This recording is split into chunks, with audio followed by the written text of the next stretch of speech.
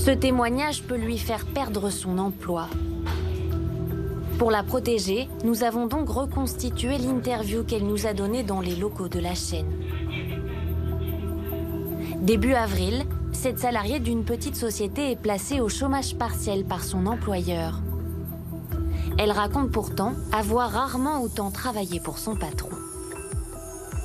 Je savais qu'il allait me donner des petites choses, mais je pensais pas qu'il allait avoir autant de choses à faire. C'était des demandes à droite à gauche, que ce soit le matin ou le soir. Il y a même eu des jours fériés, il y a même eu des week-ends. Je veux dire, plus rien n'était respecté. J'ai jamais autant travaillé depuis que j'étais au chômage partiel, oui, ça c'est sûr. Des journées à rallonge. Jusqu'à 11 heures de travail, 6 jours sur 7, aux frais de l'État. Une situation totalement illégale à laquelle elle s'est pliée pendant plus d'1 mois.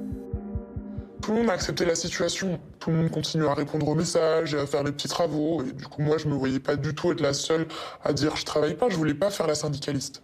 Il en a profité, il a profité de la situation, il a vu le chômage partiel, il s'est dit je peux avoir des sous en plus, j'ai une béquille sur laquelle m'appuyer, je la prends et on ferme les yeux sur tout le reste. Nous avons pu consulter sa fiche de paye prouvant qu'elle était bien au chômage partiel, ainsi que des messages explicites envoyés par son employeur.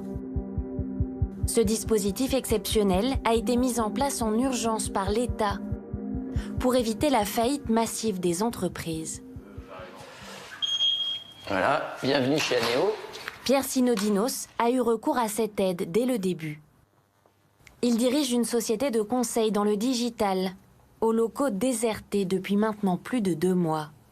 Aujourd'hui, il n'y a personne. Le monde s'est quasiment arrêté quand on a confiné, à partir du 16 mars. On a très vite passé la consigne, effectivement, de ne plus venir pour les risques qu'on connaît. Quand il a vu son activité s'effondrer, le PDG a mis la moitié de ses effectifs en chômage partiel, soit 80 personnes. Une bouffée d'oxygène pour la société, touchée de plein fouet par cette crise exceptionnelle. En comparaison, mars-avril l'année dernière à cette année, on fait, je crois, un peu plus d'1,2 million de moins. Donc, très concrètement, sans chômage partiel, c'est à l'évidence des plans de licenciement et c'est à l'évidence la survie même de l'entreprise qui est en risque. Grâce à ce dispositif, Pierre Sinodinos n'a plus à payer de salaire. L'État prend le relais pour verser une indemnité à ses salariés. Ils perçoivent 84% de leurs revenus nets. Mais l'application n'a pas été simple, car certains ont arrêté totalement leur travail, d'autres en partie seulement. La personne, là, elle travaille le matin et à partir de 13h, elle est en activité partielle. Donc là, elle a techniquement plus le droit de répondre au téléphone ou de travailler pour l'entreprise, en fait. C'est parfois pas évident parce que quand vous avez des jeunes actifs avec des outils digitaux, vous ne pouvez pas fermer le robinet. C'est-à-dire que les outils, on les a laissés à disposition des gens. Donc on passe notre temps à leur répéter « mettez à jour vos agendas ». Outlook, de manière à ce qu'on voit clairement les plages d'occupation et les plages de chômage partiel. Enfin, c'est une hygiène de vie qui est très compliquée à maintenir quand vous êtes chef d'entreprise et vous essayez de rester du bon côté de la ligne jaune. Si lui a réussi à ne pas franchir la ligne, d'autres employeurs n'ont pas respecté les règles de cette aide publique. Ce cabinet a mené une étude en avril et mai auprès de 2600 élus du personnel et représentants syndicaux. Résultat, la moitié d'entre eux ont constaté des pratiques abusives. Certains domaines d'activité sont particulièrement touchés. Le secteur du commerce, du conseil, les sociétés informatiques sont, je dirais, souvent concernés par ces évolutions qui peuvent susciter des questions éthiques. Selon cette étude, un quart des personnes au chômage partiel à plein temps a continué à travailler à la demande de l'employeur et aux frais de l'État. C'est le cas de cette enseignante dans une école privée. Elle assurait les cours à distance pendant le confinement. Moi, j'avais 4 heures de visioconférence par jour. Il fallait produire aussi des documents pédagogiques. Il fallait répondre aux parents. Il fallait vraiment être présent, être très disponible de 7 heures du matin à... ça pouvait continuer jusqu'à 20 heures le soir. Et c'est en regardant mon bulletin de paye que je me suis rendu compte que j'étais au chômage partiel. Aucun employé de l'établissement n'a été au courant de Elle décide alors d'écrire un mail à la direction. Ce courriel précise que j'aimerais bien ne pas être contacté à toute heure du jour et de la nuit pour travailler. Dans ce courriel, je fais aussi état que malgré le fait que je sois au chômage partiel depuis la mi-mars, je ne compte pas mes heures pour l'école. L'enseignante explique avoir été depuis mise au placard. On me demande de ne plus venir travailler à l'école. Les parents, on leur demande de ne plus me contacter. Je n'ai plus les travaux des enfants. Je ne suis plus officiellement responsable sur la nouvelle feuille de route de l'école de ma classe. Je ne fais que des cours d'anglais, 1 heure par jour. Elle a signalé sa situation à l'inspection du travail, qui a ouvert un dossier pour fraude au chômage partiel et harcèlement moral. Des cas ont également été mis en avant dans un autre secteur plus étonnant, le football. Privés de matchs comme tous les clubs français, les Girondins de Bordeaux sont aujourd'hui dans la tourmente à cause d'une vidéo choc. Florian Brunet représente le principal groupe des supporters bordelais. Il a dévoilé cet enregistrement dans lequel un dirigeant explique comment le club continue à tourner. Sur les 32 personnes que j'ai aux Girondins de Bordeaux, il y en a la moitié qui ont été mis en chômage partiel total. Il y en a certains autres qui ont été invités à purger leur congé immédiatement. Je peux vous dire que tous ceux-là, ils ont continué à travailler. Même ceux qui étaient en congé, ils ont continué à travailler. Même ceux qui sont en chômage partiel, ils ont continué à travailler. C'est légal, ça ? Je crois pas. Enfin, moi, je suis chef d'entreprise, ça me viendrait pas l'idée. C'est du détournement d'argent public, c'est totalement illégal. Comment les Girondins de Bordeaux, qui est une institution, pourraient soutenir quelqu'un qui se vante de faire, au nom des Girondins de Bordeaux, des pratiques illégales ? La direction n'a pas souhaité répondre à nos questions, mais elle nous a transmis une vidéo. Le responsable mis en cause y dément toute fraude au chômage partiel. Dans les faits, dès le début de la crise et dans le strict respect des dispositions administratives, nos salariés ont commencé par solder leurs congés, puis, en fonction des besoins du club, ont été placés en chômage partiel, total ou partiel. Aucun des 32 collaborateurs que je gère n'a travaillé pendant cette période de chômage partiel ou n'a reçu d'instruction de son supérieur hiérarchique.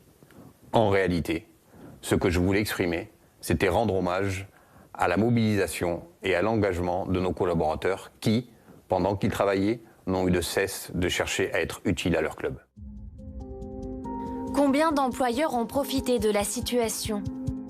Quel est le montant de la fraude? Difficile d'avoir des chiffres précis. Mais les grands groupes ne sont pas épargnés. Ce délégué du personnel travaille pour une entreprise de 80 000 personnes qui a eu recours au chômage partiel. Très vite, des salariés qui ne devaient travailler qu'à 40 ou 60% lui ont signalé des abus. On est plusieurs représentants à avoir des remontées de salariés qui disent on nous demande de travailler à 100%. On leur dit ça a été verrouillé avec les RH, donc il n'y a pas de problème pour que tu puisses travailler. Selon lui, certains cadres auraient même essayé de passer cette pratique sous silence. C'est ce que laisse penser ce mail qu'il s'est procuré. Un directeur qui écrit à sa ligne managériale alerte, a priori un représentant du personnel aurait reçu un mail écrit sur le fait de baisser à 500%. Les élus semblent furieux, je vous répète, aucun mail ne doit circuler. Le groupe a finalement mis les choses au clair en demandant le respect des règles.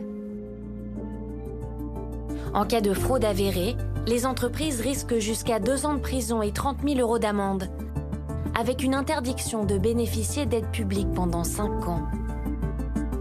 Après avoir débloqué des fonds en urgence, le gouvernement veut désormais sanctionner les tricheurs. Il fallait le faire vite, il fallait faire confiance a priori.